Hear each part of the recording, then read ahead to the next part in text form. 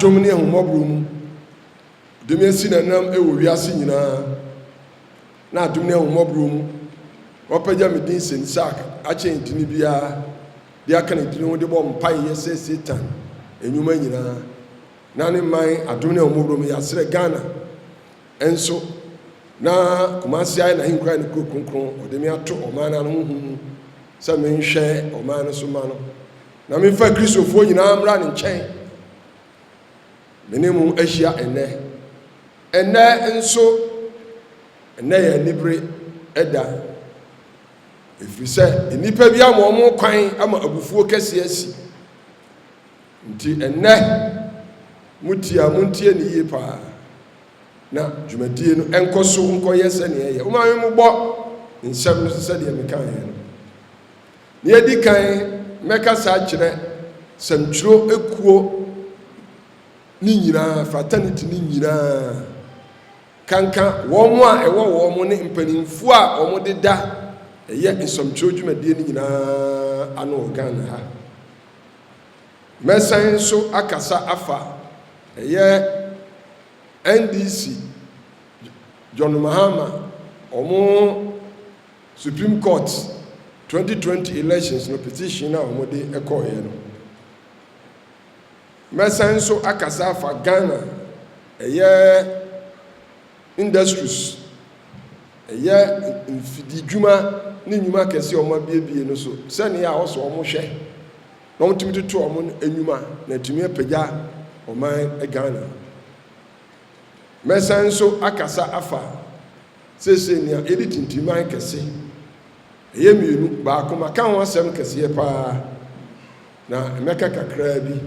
a eye coronavirus a eye COVID-19 ehun ensem nemu mpompon so no sisi eye nipakuo bi a wo mo de mekire wo mo ase wo mo abomusuo a yesi efre wo mo LGBTQI wo mo kan nyina wo mo abomusuo wo maka de yenka na wo mabab de yemba meka wo so ho asempa nti sa ena ye kono amen ne di kan me de adesrade kese ema samtro fo dwumadie ewo Ghana nyina omo twere TV ne radio fo ba se ye hwa radio ni TV fo no hono na nipa edom no wokese adentra on se oman no nipa no dodo no anko school nti radio no de ote no wate kasa e ne krum kasa on ko school no so ote brofo a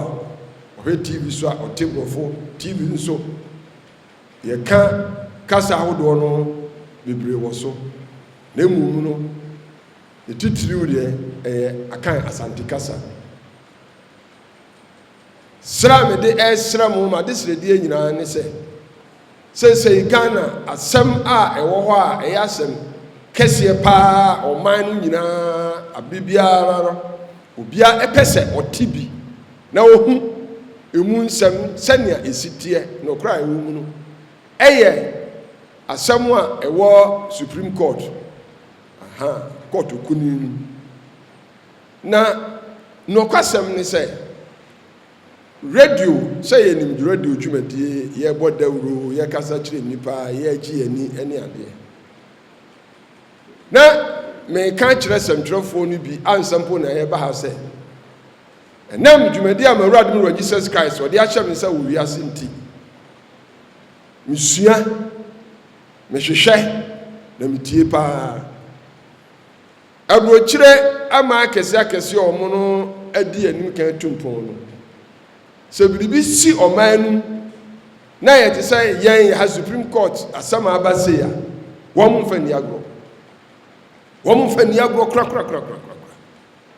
di omo yi ye nyina no wo mo pia to nchen na wo munya emre se ewa kra na obi bokra no a de ntra obo wa no ye be kyekire mu ama amanfo ni nyina ti ni ntra we obo wa sa ntimpai bebre no obi ntimi entwa ekontompo na etro bi efiri sai enipa ni nyina de ani hu e de aso eden eti asem no na eye miyesem troni minu anu sentrefo mpanimfo a ewo mo ndwumako no wo mo ene mo a mo deda no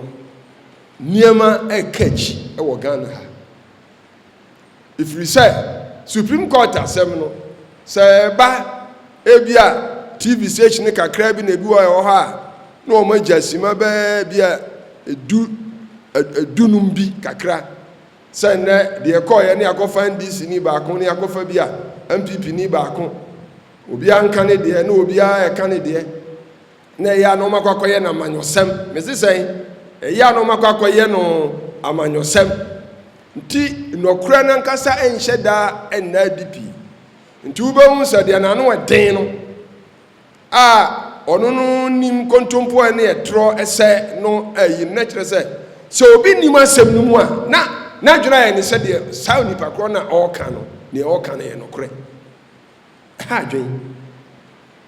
yes Supreme Court mpanimfo o ma hyeda say chinachina a wotwe on the 4th ena wo mo ba begua e de say asem no aha enti madisrede nyina ne say eye say kura television stations ne radio stations no bebre wo ha wo mu ja emre ebi adonhwere mienu bi adonhwere miensa a omuka amanyosem ko abi efiri adwo adagogosi ifiada nti de anka me mesrese no ne se mesremu efiri sa emri kokosi ochina wuko na otwe no enka TV4 television 4 mumma kwan na edaye oba no ebo dawuro se na nado danko agufo ado ena wadi nkunim ewo 2020 abato no mu pe no press conferences a NDC fo no ye ni nyina mumbo ni nyina na munkyerɛkyerɛ ni nyina mu na otuko no eka siedunkatia eka eye same jamfi eka ne mahama eka no munyi parliamentarians ne de no mo so eka wo mo free parliament ye butai ntra no mo nanti krom krofo ye demonstrations ne bisa mo ye demonstrations nsam mo ka wo mo gokodu parliament ye ntra no mo so o mo gokodu his office parliamentarians ne de ntra o mo ko ho nsam o mo kan ye na fe NDC fo ema no enso wo mo so ekoho ai bi kura kobo posi ni ba bi a mese ye mo na baso nsama wo mo kan ye ni nyina no montomobo enyi enkanka edanu a mese yo abatuo no o kan sana na Akufo Addo na wadi nkonim no ye nyina ye te radio mu ye nyina he television NDC fo John Mahama asiedunka dia nsama o mo kan ye aye nti NDC fo no nso offices eye wo headquarters wa Accra o mo kokoyi share instruments na fe ba bia na NDC fo no so etiasi kuromu no oh mumma enipa no nte asem no sebe menka say asem bone o se bodawuro obi akwakobu obi yere ana obi abu obi yere ana ka akokonya nkwanhia ana eja ahye baabi ana party fo bi akonya ntokọ bi sansem no yete ne dabia na sese baabi a Ghana yeduru no ewo se yekoya nim na bibia besi wo man no mu no enipa ne nyamu ntiase efiri se me se me kan me san kan agire hu pa se onipa dasani nsuro onyankopon wo was Supreme Court dem ho nsama ye beka ho